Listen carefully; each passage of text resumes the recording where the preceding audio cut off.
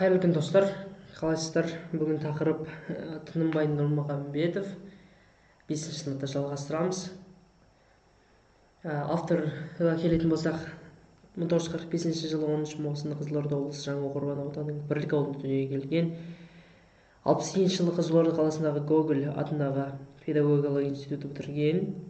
Алғашқы жинағы 71 жылы Қауын иісі деген атпен шыққан болатын. Көптеген шығармалар орыс тіліне аударылып, жеке кітап болып басылды. Қошбол ата, Қарлығаш Нияз әңгімелері, Жалын альманағы өткізген жабық конкурсы жүлде алған. Тынымбай Нұрмағамбетов табалдырығына табын, жолығын көл, кемпірлер күні пьесаларының тырналары ұшып барады. Телефильм сценарийінің авторы, жазушының Қошбол ата, Қарлығаш ұясы, ата қоныс, Дарияның арғы беті, бәйтеректер, балалық шақтың әндері, хикаят әңгімелері, Туған ауыл түтіні романы, Айқай шығармалар жинағы, Ауғандық құстар сияқтылар және ересектерге арналған көркем туындылары бар. Жалпы анасын сағынған бала бұл жерде танылып өткен болатын. Бағана қысқаша сіздерге мазмұнымен бөлісеміз, диалогтерін оқимыз. Жалпы Есмағамбеттің бұл сапар ауылына 4 жылдан кейін оралуы деп сипатталады. Яғни Есмағамбет бізде ата. Бұл бірінші абзацта жалпы ауылы оның көп жыл бойы көрмегеннен кейін күтіп алып құшақтасуы жайлы айтылады. Одан кейін жалпы Есмағамбет өзі көкөніс жемістерді теруі ол үшін бір айтарлықтай демалыс еді. Және сөйтіп күн тал түс болып жатқан кезде өзінің тірлігін жасап жүрген Есмағамбет мама сенсің ғой ең дана, мәңгі дос сен ғана деп әндеткен сүйкімді бала дауысын естіді. Бірақ Есмағамбет бұлай бір қарады көрмеді, және де ақ футболка киген 4 жасар шамасындағы ер бала арнайы тіреу ағаштармен керілген жүзім сабақтарының ұзына бойы көлеңкесінің бір шетіне құммен ойнап отыр екен. Қолында ойыншық күрек, ойыншық шелек. Балмағамбет ағасының ұзатылған қыздары болатын, солардың бірінің баласы болар деп топшылаған Есмағамбет. Жақындап келгенше әлі де сол әнін айтып отыр. Жанына келіп, ай балғай сенің атың кім десе, атым Сержан деді ақырын ғана. Кімнің баласы? Күміскүлдің кімнің қызы? Балмағамбеттің. Яғни дұрыс топшылаған болатын Есмағамбет. Екеуі әңгіме соғып бастайды. Келесі күні сен Алматыдан келдің бе? Я, Алматыдан келдім. Менің де мамам Алматыда, деді бала еркінсіп, еркелегендей болып. Білем ғой, мен маманы танисың ба? Неге танымаймын? Танимын, мамаңыз біздің үйде әлденеше рет болды ғой. Сен мен мамамды білетін болдың ғой дегендей баланың көздері күлімдеп тұрып кішкене саусақтарымен Есмағамбеттің білегінен ұстады. Ал сен мен білмеуші ме едің? Мен де атаңмын білем, деді бала бірден мұның білегінен өзінше қысып қойып. Мен көрген жоқсың ғой, әжем айтқан, атамды айтқан, мамамды айтқан. Есмағамбет мейірленіп кетіп баланың бетінен сүйіп қатты қысып құшақтады. Алматыға барасың ба деді. Есмағамбет осылай келген кезде бала рас айтып тұрсың ба, әлде өтірік пе дегендей жалт бұрылып оның көздеріне ұзақ қарады. Барам деді де күрсінді. Баланың күрсінгені соншалық ауыр болды ма, әлде өзі солай қабылдады ма? Есмағамбет те қатты оқып кетіп баланы қайта құшақтады. Мен сені Алматыға алып кетем, деді сеніммен. Сержан бұл жолы атасының өзін алып кететіндігіне шүбәланған жоқ, сондықтан ашық жарқын күйде қашан кетеміз деді бірден. Ертең ауылға барып қайтам, арғы түні пойызға мінеміз. Бала жіп-жіңішке саусақтарын кезекпен бүгін тұрып, бүгін, сосын ертең, сосын арғы күн сонда кетеміз ғой, деді. Кетеміз. Баланың қуаныштан есі шығып, екі беті ерте піскен алмадай алабұртып тұрды.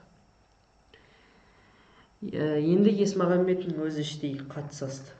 Сасқан себебі баланың сезіміне осыншалық әсер етіп, ендігі жерде оны Алматыға алып кете алмаса, ұмытылмас күнә болардай еді. Бірақ алып кетем, несі бар, деді де. Мамаң келді ме деді сәл. Осы мамаң соңғы рет қашан келді деген.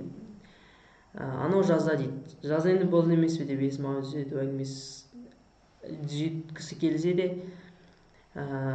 еш үндемеді. яғни сержан үшін көктем де жаз да жаз секілді. Мамам мынандай күн болды деп екі саусағын шошайта беріп енді әңгімені өзі жалғастырды. Мына күні пойызға мінді деп сосын үшінші саусағын шығарды. Мамаң не деді? Мамам баланың көздері мөлдіреді. Бала есінде жоқ екен, мамасы айтқанда. Мамам кетерімде бетімді сүйді деді ақырын ғана. Енді ол әңгімені мүлдем басқа жаққа бұру керек болғаннан кейін ол Алтаяқ атаңды танисың ба, Аязбай атаңды білесің бе, Кертұмсық атаңды білесің бе деп жақын туыстар жайын сұрап кетіп еді. Бала бәрін де көріп жүрген білетін болып шықты. Бірақ Аязбай атам жақсы көремін деп ерекше танып жүрсін. Неге десе, өйткені ол балмұздақ сатып әперген, мың рет деп бала екі саусағын шошайтты. Өзгелер балмұздақ сонда әпермеді ме десе, жоқ деп бала бас шайқады. Кіржеу бір менсінбеушілікпен қарайды, иә. Балмағамбет атаңшы, ол сатып әпермек түгіл тамағың ауырады деп ұрсады. Бала бұл атамды да қойшы дегенді аңғартқандай да тағы да кіржиді дейді. Балмұздақ мәселесі Есмағамбеттің өзін де ойландырып тастады. Есмағамбет дүкенге қарай бастап келе жатқан сержан өте көңілді. Екеуі әңгіме соғып келе жатса, енді бір үйдің тұсында жеткен. Мынау үйдің моншасы бар деді бала. Мен бұл үйге мамамды ертіп әкелгенмін деді.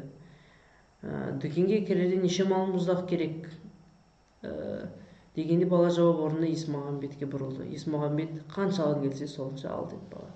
Бала қуаныштан төбесі шашы тік тұрып. Бала өте қатты қуанып, сіздіңіз ғой деп сатушыға айтып, 320 теңгеге атасы бізде сержанға пакетке салып балмұздақ әперген болатын. Мен қазір бұның біреуін ғана жеймін, онда да тәрелкеге салып ертіп ақалған қоңызтқышқа салам деді. Сосын күнде бір-бірден жеп отырам десе, ары күн пойызға мінеді екенбіз ғой. Я сол күні Алматыға кетеміз ғой деді Есмағамбет күндізгі айтқан уәдесі есіне түсіп. Ендеше не істейміз қалған балмұздақ десе, мен өзімнің сағынай досыма беріп кетем, әрі көрші бір үйден кейін тұратын дейді. Енді дәл осы сәтте сержан шын бақыт болды. Атасы одан сұрайды, әй сержан, сен оңашада шыныңды айтшы, қай атаңды жақсы көресің дегенде бала ойланған жоқ. Тіпті Есмағамбет атасының сұрақ түбіне бір қоятын біліп әзірленген жанша, ең жақсы көретінім Есмағамбет атам, сосын Аязбай атам, ең соңында Балмағамбет атам деп саңқылдай сөйлеп. Есмағамбеттің қатты күлгені соншалық осы сәтте жандарынан өтіп бара жатқан екі әйел бұларға бұрылып қарады, күлкісін тыя беріп тағы да, мені бірінші орынға шығарған моқұлақ шығар, Балмағамбет атаң соңына тіркеген қалай деп еді сержан енжар ғана. Өзі де кейде балмұздақ алып жейтін, теңге берші десем бермейді, тегем жоқ деп. Менің мамам оған уыстап теңге бергенін көрдім ғой деді. Есмағамбет тағы күлді. Кешкі шай кезінде сержан Есмағамбет жанында болды. Кейде құшақтады. Атаңның мазасын алма, балам сен тек екенің деп кетеді ғой деп Мейіркүл тоқтау айтқан болып еді. Үйренісіп қалған бала әжесін айтқан құлағына дәл келген жоқ. Мейіркүл деген әжесі, баланың Балмағамбеттің жұбайы. Тіпті Есмағамбеттің иығына асылып тұрып, түнде сенің жаныңа жатам дегенде ескертіп қойды. Кейін Есмағамбет бала ұйықтап қалған соң өзін Алматыға алып келсем қалай деп әңгімені бастайды. Ағасы мен жеңгесі қабаттасып өре түрегелді. Оны қайтесің бейнет қылып деді Балмағамбет. Барған соң оны Күміскүл сіздің үйден алып кетуі керек. Мамасының аты Күміскүл болып тұр. Мамама барам деп өзден қылқылдап бітер. Содан соң қызда жұмыс істемей әлде мұны баға ма деді. Мейіркүл өзінше күңкілдеп. Бұл әңгіме одан әріге созылған жоқ. Есмағамбеттің көңіл күйі түсіп, келесі күні сержанға ештеңе болмағандай басқа адамның кейпіне келіп,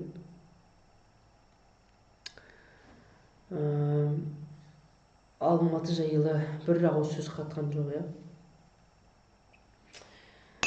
Бала әңгіменің басын Алматыға Алматы жайында айтып отырса да, амандық болса ертең таңертең, сосын қашан кетесің десе, амандық болса ертең таңертең дейді атасы. Сосын осында болам, сосын жолға шығу керек, сосын сен өзің сосын дей береді екенсің.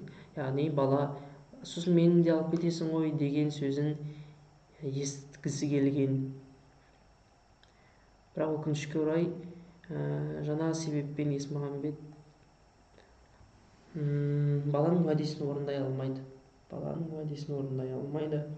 Және баланың өзі сен биыл мені үйге алып кетпей ақ қой, Алматыға алып кетпей ақ қой. Неге десе, кейін барасың ба десе, бала тағы да үндемеді.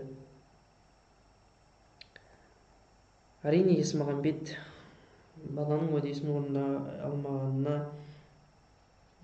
қатты қынжылды. Бірақ амал нешік. Және баланың өзіне де ол жайлы айтуға батылы жетпеді десек те болады.